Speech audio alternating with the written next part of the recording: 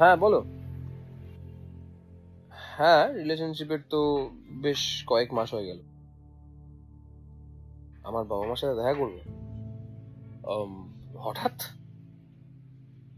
উম, না, মানে আমার কোনো প্রবলেম নেই, বাট একটু তাড়াতাড়ি হয়ে যাবে না? না মানে আমি চাইছি যে আমাদের সম্পর্কটাকে আমরা আর কিছুদিন টাইম দিই, আমাদের ফ্লস গুলো আসুক চোখের সামনে, তারপর যখন আমরা সার্ভাইভ করে নেবো টাইমটাকে, দেন দেখা করলে ভালো হয় আমার মতে। না না, এরকম কোনো প্ল্যান নেই, আমি তোমাকে বিয়ে করবো না বা কিছু। বাট তাও আমি একটু শিওর হতে চাইছি। শিওর হতে চাইছি এই বিষয়ে যে কোনো রকম কোনো প্রবলেম হলে তুমি আমারটা বুঝবে, আমি তোমারটা বুঝবো। কোনো সমস্যা হলে তুমি আমাকে ছেড়ে যাবে না বা আমি তোমাকে ছেড়ে যাবো না, তখন গিয়ে যদি তোমাকে আমি মা বাবার সাথে দেখা করাই তাহলে আমার মনে হয় ভালো হয়। না না, এর মধ্যে দেখা করার কোনো দরকার নেই। কিছুদিন যাক, দেন আই এম শিওর তোমার সঙ্গে আমি দেখা করাবো। Yeah. বলছিলাম যে আমাদের সম্পর্কে তো অনেক দিন হলো, তাহলে এবার একটা স্টেপ এগোনো যাক।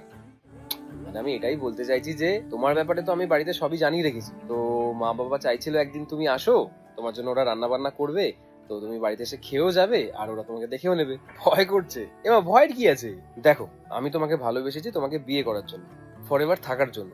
ওরকম না যে ঠিক আছে চললে চললো, না চললে না চললো, ব্যাপারটা পরে গিয়ে দেখে নেবো। আই গেস তুমিও সেরকমই ফিল করো। তো যদি আমরা দুজনেই দুজনের দিক থেকে শিওর থাকি, তাহলে ইটস টাইম একটা বড় স্টেপ নেওয়া। তুমি কবে ফ্রি আছো বলো, তাহলে সেই হিসেবে আমি মা বাবাকে বলে রাখবো। আরে পাগল, ভয়ের কিছু নেই, আমি তো থাকবো সেখানে পরশুদিন। ঠিক আছে, তাহলে আমি মা বাবাকে বলে রাখছি। কি পরে আসবে? আরে তুমি ক্যাজুয়াল থাকো, যেরকম তোমার থাকতে ইচ্ছা করে, যা পড়তে ইচ্ছা করে তুমি পড়ো। আমাদের ফ্যামিলি ওরকম না যে তোমাকে 24 ঘন্টা শাড়ি পরে থাকতে হবে, চুড়িদার পরে থাকতে হবে। যেরকম ওরা আমাকে ভালোবাসে সেরকম ওরা তোমাকেও ভালোবাসে। আমার মা তো ইভেন জিজ্ঞেস করছে যে ওর কি খেতে ভালো লাগে বল, আমি সেটাই করবো। তাহলে বুঝতে পারছো তোমাকে কতটা বেশি ভালোবাসবে। তোর পাগল, অত বেশি ভয় পেও না।